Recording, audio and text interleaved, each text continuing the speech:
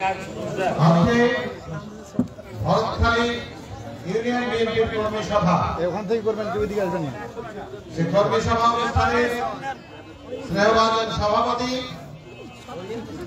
অনুষ্ঠানে উপস্থিত এই ভরতখালী বিএনপি সভাপতি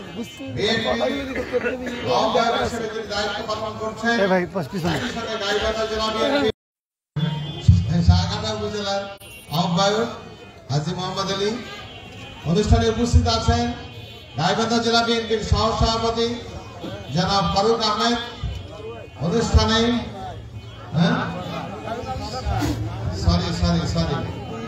সরি আজকে ভুল হয়ে যাচ্ছে ভুল দিয়ে শুরু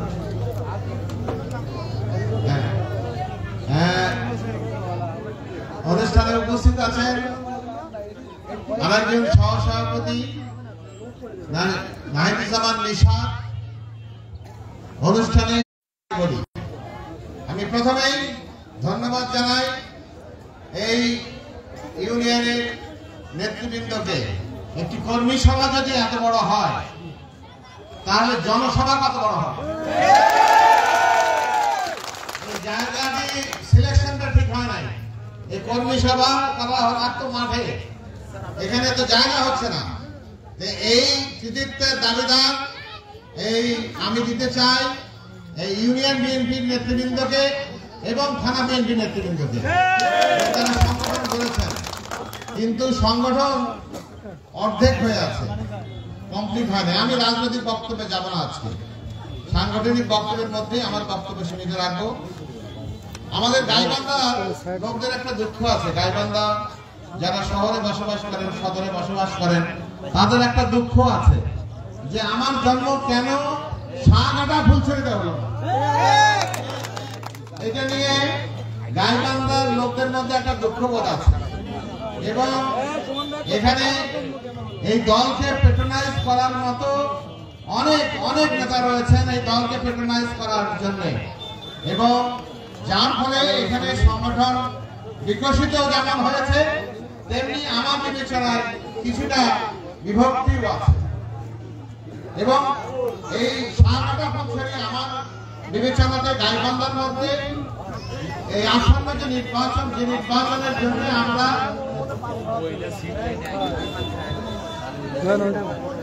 মিটিং এর মধ্যে কথা বলতেছি উল্টে পাল্টা কেন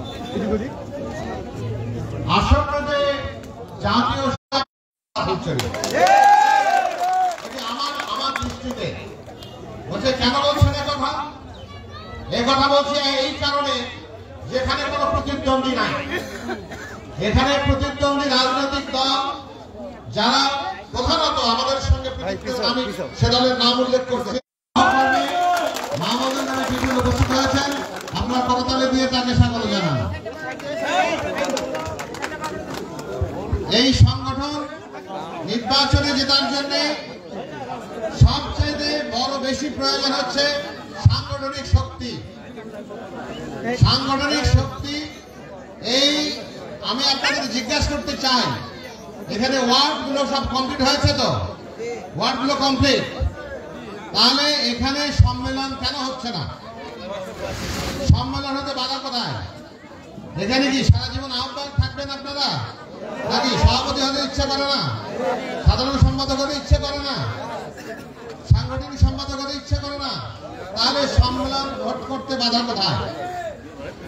সম্মেলনের মধ্য দিয়ে অবিলম্বে আপনারা প্রত্যেকটা ইউনিয়নে সম্মেলন করবেন, তারপরে থানা কাউন্সিল অনুষ্ঠিত হবে এবং এর মধ্য দিয়ে সংগঠন শক্তিশালী হবে। নির্বাচনে প্রত্যক্ষ নির্বাচনে একটি সুবিধাও আছে অসুবিধাও আছে। আমি একটু খোলামেলা কথা বলি, কেউ কিছু মনে করবেন না। আমার অভিজ্ঞতায় যে এই প্রত্যক্ষ নির্বাচনের একটি সুবিধা আছে অসুবিধাও আছে। সুবিধার দিকটি হচ্ছে আমরা যে অধিকারের কথা বলি, ভোটের অধিকারের কথা বলি, আপনার ভোটে আপনি আপনার পছন্দের প্রার্থীকে দিয়ে নির্বাচিত করছেন, এটি হচ্ছে সুবিধার দিক। কিন্তু এখানে যদি টাকার খেলা হয়, যদি টাকা দিয়ে ভোট কেনা হয়, তাহলে দলের মধ্যে যারা নিষ্ক্রিয় লোক ছিল, অর্থবিত্তের মালিক, যারা দীর্ঘদিন আন্দোলন সংগ্রামে ছিল না, রাজপথে ছিল না, তারা যদি টাকা দিয়ে ভোট কিনে সভাপতি, সাধারণ সম্পাদক নির্বাচিত হওয়ার সম্ভাবনা রয়েছে। আজ এই কাউন্সিলের এইটা হচ্ছে ডিমেরিট, হচ্ছে এইটা। কাজেই আপনারা যারা ভোটার রয়েছেন, আমরা একদম কেন্দ্র থেকে শুরু করে তৃণমূল পর্যন্ত যারা অত্যাচারিত হয়েছেন, নির্যাতিত হয়েছেন, এই আন্দোলন করতে গিয়ে মামলা হামলার শিকার হয়েছেন, জেল জুলুম খেটেছেন, অত্যাচারিত হয়েছেন, নেতা হওয়ার যোগ্যতা তাদের। যারা পিছনের কাতারে ছিলেন, যারা পিছনের কাতারে ছিলেন, তারা দলে থাকবেন, কিন্তু নেতৃত্বের মধ্যে তাদের আসার সুযোগ করে দেবেন না। এবং সেই কারণে আপনার বিবেকের কাছে, আপনার প্রজ্ঞার কাছে, আপনাদের বিচক্ষণ বিবেচনার উপরে আমরা সবকিছু ছেড়ে দিতে চাই। আপনারা যারা এতদিন রাজপথে থেকে লড়াই করেছে, আপনাদের সাথে ছিল, যারা কর্মী বান্ধব নেতা, যারা জনবান্ধব নেতা, তাদেরকে আপনারা কাউন্সিলের মধ্যে নির্বাচিত করবেন। আর সেটা যদি না হয়, তাহলে দলে কাউন্সিল করে ওই সমস্ত পিছনে যারা আন্দোলন সংগ্রামে যাদের চেহারা দেখা যায় নাই, তারা যদি নেতা নির্বাচিত হয়ে আসে, তাহলে দল ক্ষতিগ্রস্ত হবে। এই কাজে আমি চাই এই কাউন্সিলের মধ্য দিয়ে সবিধ অবিলম্বে এই সাগাড়ার সমস্ত ইউনিয়নগুলোতে কাউন্সিলের মধ্য দিয়ে আপনারা আপনাদের কাউন্সিল সম্পন্ন করে পূর্ণাঙ্গ কমিটি করেন এবং এরপরে উপজেলা নির্বাচন কাউন্সিল অনুষ্ঠান করবেন। আমরা দীর্ঘদিন লড়াই করছি। আমি শ্রদ্ধা জানাই সেই ছাত্র জনতাকে, যাদের রক্তের বিনিময়ে আমাদের দেশ স্বৈর শাসন মুক্ত হয়েছে, আমাদের দেশ মাফিয়াতন্ত্র থেকে মুক্ত হয়েছে, আমাদের দেশ জবরদখলকারী সরকার থেকে মুক্ত হয়েছে, জনগণের নিপীড়নকারী সরকার থেকে মুক্ত হয়েছে। সেই সব ছাত্র জনতাকে আমি সশ্রদ্ধ সালাম জানাই, শহীদদের প্রতি গভীর শ্রদ্ধা জানাই। আমাদের এই শুধুমাত্র এই 1 মাসের লড়াইয়ের মধ্য দিয়ে এই বিজয় অর্জিত হয় নাই। দীর্ঘ 15 বছর বিএনপি রাজপথে লড়াই করেছে। 60 লক্ষ বিএনপির নেতা কর্মীর নামে মামলা হয়েছে। বিএনপির 500 নেতা কর্মী শহীদ হয়েছেন, গুম খুনের শিকার হয়েছেন এবং সাম্প্রতিক আন্দোলনে 522 জন বিএনপির নেতা কর্মী শহীদ হয়েছে। এই জনাব তারেক রহমান এবং দেশনেত্রী বেগম খালেদা জিয়া, যিনি অন্যায়ের বিরুদ্ধে প্রতিবাদ করবার জন্য, দেশনেত্রী বেগম খালেদা জিয়া, যিনি বাংলাদেশের মানুষের কাছে ভালোবাসার প্রতীক, আস্থার প্রতীক, গণতন্ত্রের প্রতীক, ন্যায় বিচারের প্রতীক, তাকে মিথ্যা মামলায় 6 বছরের অধিক কাল কারান্তরে রাখা হয়েছে। ভেবে দেখুন একবার, একটি পরিত্যক্ত কারাগার যেখানে 10-12 হাজার কয়েদি থাকতো, সেখানে একা একজন কয়েদি দেশনেত্রী বেগম খালেদা জিয়া প্রথম 2 রাত এই মেঝের মধ্যে সাথে পলেস্তারা খসে পড়া সাথে মেঝের মধ্যে চাদর বিছায় আমার নেত্রীকে রাত্রি যাপন করতে হয়েছে। এমন ভাবে রাত্রি যাপন করেছেন বছরের পর বছর, কোন মানুষের চেহারা দেখার কোন সুযোগ নাই। জেলখানায় যারা গিয়েছেন, তারা দুদিনের বেলা 4টা পর্যন্ত, কখনো 5টা পর্যন্ত মাঠের মধ্যে ঘুরে বেড়ান। আর আমার নেত্রী কোন মানুষের চেহারা 2-3 বছরের মধ্যে কোন মানুষের মুখ দর্শন করার সুযোগ হয় নাই। এর চাইতে বড় অত্যাচার আর কি হতে পারে?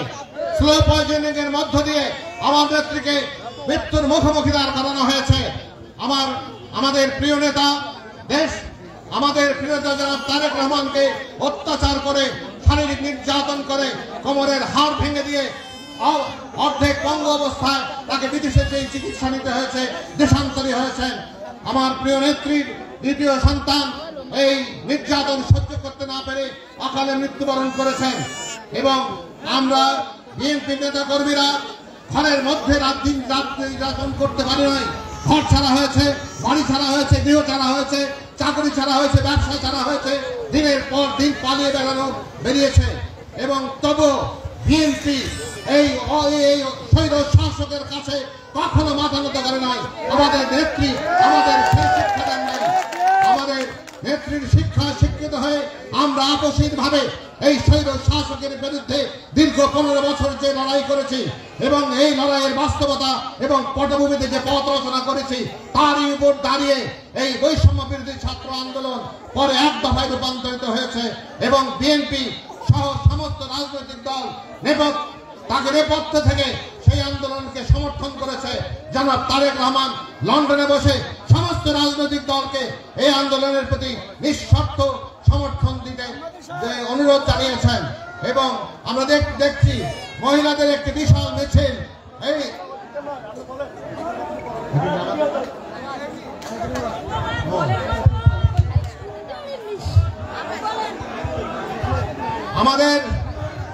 আমরা যে কথা বলছিলাম এবং যে পথ আমরা রচনা করেছি সেই পথ রচনার পথ ধরে আমাদের ছাত্র জনতা বিজয় অর্জিত হয়েছে। তারেক রহমান সেই আন্দোলনের নেপথ্য কারিগর এই কথা উচ্চারণ না করলে আমাদের প্রিয় নেতার প্রতি আমাদের তার উপর অবিচার করা হবে এবং যে পথ বিএনপি রচনা করেছে আন্দোলনের পথ বিএনপি নেতা কর্মীদের এতদিনের রক্ত ত্যাগ সংগ্রাম জেল খাটা জুলুম অত্যাচার তাদের প্রতি অবিচার করা হবে। আমাদের বিজয়ের প্রথম ধাপ অর্জিত হয়েছে। আমাদের চূড়ান্ত লক্ষ্য আজ পর্যন্ত অর্জিত হয় নাই। আমরা একটি সুষ্ঠু অবাধ নিরপেক্ষ নির্বাচন চাই। আমরা এর মধ্য দিয়ে মানুষের ভোটাধিকার প্রতিষ্ঠা করতে চাই। আমরা চাই আমার ভোট আমি দেব, যাকে খুশি তাকে দেব। এবং জনাব তারেক রহমান বলেছেন আমার বাংলাদেশের এই বাংলাদেশের মালিক হচ্ছে এদেশের জনগণ। এই জনগণ বাংলাদেশের মালিকানা তিনি জনগণের কাছে ফেরত দিতে চান। জনাব তারেক রহমানের সাম্প্রতিক সময়ের বক্তব্যগুলো আপনারা যদি শুনে থাকেন, শুনেছেন আপনারা তারেক রহমানের বক্তব্যগুলো শুনবেন, সবাই শুনবেন, মা বোনেরা শুনবেন। যে তারেক রহমানকে 17 বছর আগে আমরা দেখেছি সেই তারেক রহমান আর সেই তারেক রহমান নাই, যিনি প্রজ্ঞায়, বিচক্ষণতায়, বিজ্ঞতায়, ধীশক্তিতে, দল পরিচালনায়, দলকে ঐক্যবদ্ধ রাখার ক্ষেত্রে এবং আন্দোলন সংগ্রাম রচনায় এবং আন্দোলন সংগ্রামের বাস্তবায়ন করার মধ্য দিয়ে এক অসাধারণ মাত্রায় উপনীত হয়েছেন। এবং বাংলাদেশের মানুষকে যদি আজকে জিজ্ঞাসা করেন কে বাংলাদেশের ভবিষ্যৎ প্রধানমন্ত্রী, মানুষ এক বাক্যে উত্তর দেবে বাংলাদেশের ভবিষ্যৎ প্রধানমন্ত্রী জনাব তারেক রহমান। কে বাংলাদেশের রাষ্ট্র ক্ষমতায় যাবে, মানুষ এক বাক্যে উত্তর দেবে বিএনপি একমাত্র দল যে বাংলাদেশের রাষ্ট্র ক্ষমতায় যাবে। তবে এখনো ষড়যন্ত্র হচ্ছে, এখনো ষড়যন্ত্র চলছে। জনাব তারেক রহমান আমাদেরকে সতর্ক করে দিয়েছেন। তিনি বলেছেন ষড়যন্ত্র চলছে বিএনপির বিরুদ্ধে। বারবার বাংলাদেশে বিএনপিকে যাতে ক্ষমতায় না আসতে পারে সেই জন্য বারবার বিএনপির বিরুদ্ধে ষড়যন্ত্র হয়েছে, বিএনপিকে দ্বিখণ্ডিত করবার চেষ্টা করা হয়েছে। এখনো ষড়যন্ত্র চলছে। সবাইকে সতর্ক এবং সজাগ দৃষ্টি রাখার জন্য তিনি অনুরোধ জানিয়েছেন। ওইখানে বসে আছে বাংলাদেশের পলাতক নেত্রী, ভারতে বসে থেকে উস্কানি দিচ্ছে এবং বাংলাদেশে এরকম বিভিন্ন সময়ে গন্ডগোল তৈরি করে এই সরকারকে ব্যর্থ করার চেষ্টা চলছে। জনাব তারেক রহমান বলেছেন আমরা এই অন্তর্বর্তীকালীন সরকারকে সহযোগিতা করতে চাই এবং আমরা প্রশাসনকে সহযোগিতা করতে চাই যাতে করে তারা নির্বিঘ্নে তাদের দায়িত্ব পালন করতে পারে এবং খুব দ্রুততম সময়ের মধ্যে একটি নির্বাচন, সুষ্ঠু বা নিরপেক্ষ নির্বাচন করে জনগণের প্রতিনিধির কাছে ক্ষমতা হস্তান্তর করতে পারে। কিন্তু আমরা লক্ষ্য করছি যেভাবে আমরা তুমি বেশি কথা বলতেছি, আমরা যেভাবে লক্ষ্য করছি সেইভাবে কাজ হচ্ছে না। আমরা চাই দ্রুত সময়ের মধ্যে সংস্কার এবং নির্বাচন। আপনারা কি তাই চান না?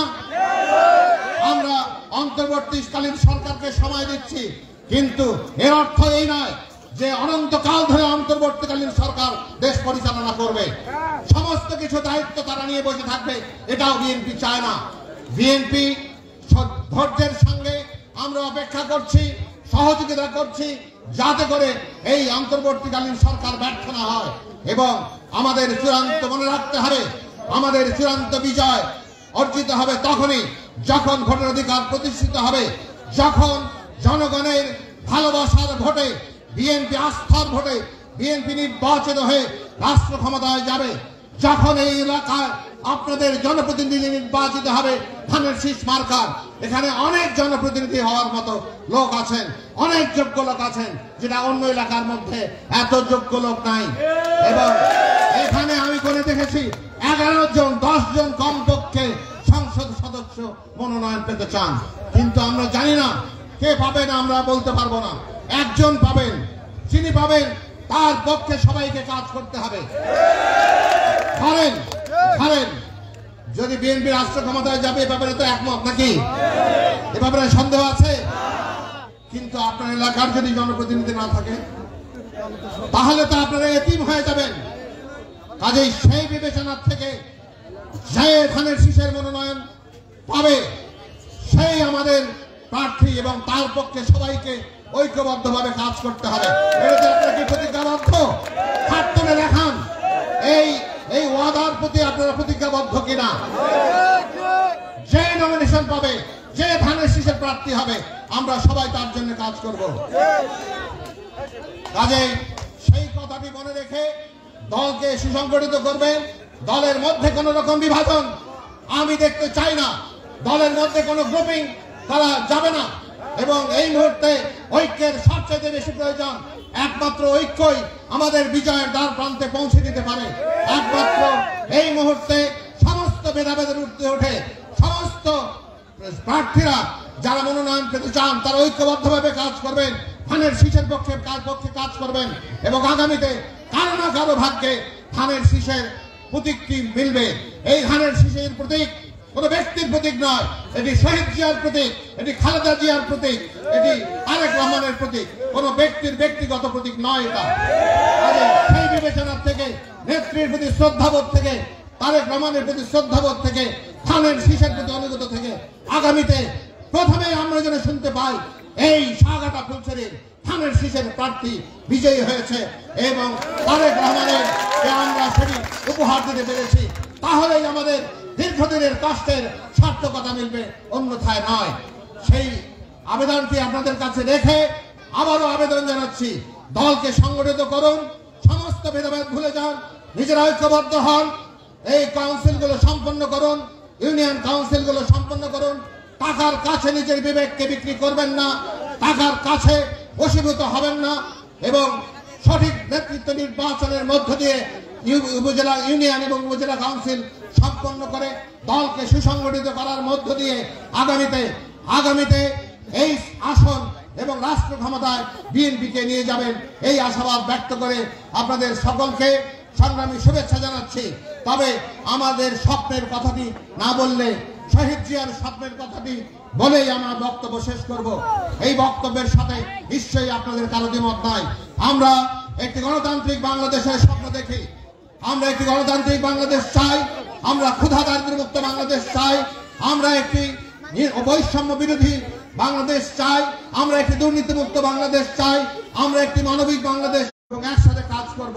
এবং আগামীতে এই স্বপ্ন পূরণের জন্য 31 দফা রাষ্ট্র সংস্কারের রূপরেখা আপনাদের সামনে নিয়ে হাজির হব আমরা, এবং এই 31 দফা জনগণের কাছে পৌঁছানোর মধ্য দিয়ে জনগণের কে ম্যান্ডেট নিজেদের পক্ষে নিয়ে আসার জন্য সবাই মিলে কাজ করবেন, এই আশাবাদ ব্যক্ত করে আপনাদের সকলকে সংগ্রামী শুভেচ্ছা, অভিনন্দন এবং কৃতজ্ঞতা জানিয়ে আমার বক্তব্য শেষ করছি। ধন্যবাদ সবাইকে। খোদা হাফেজ। বাংলাদেশ জিন্দাবাদ। শহীদ অমর হোক। দেশনেত্রী বেগম খালেদা জিয়া জিন্দাবাদ। তারুণ্যের অহংকার তারেক রহমান জিন্দাবাদ। বিএনপি জিন্দাবাদ। ধন্যবাদ সম্মানিত জেলা সভাপতিকে।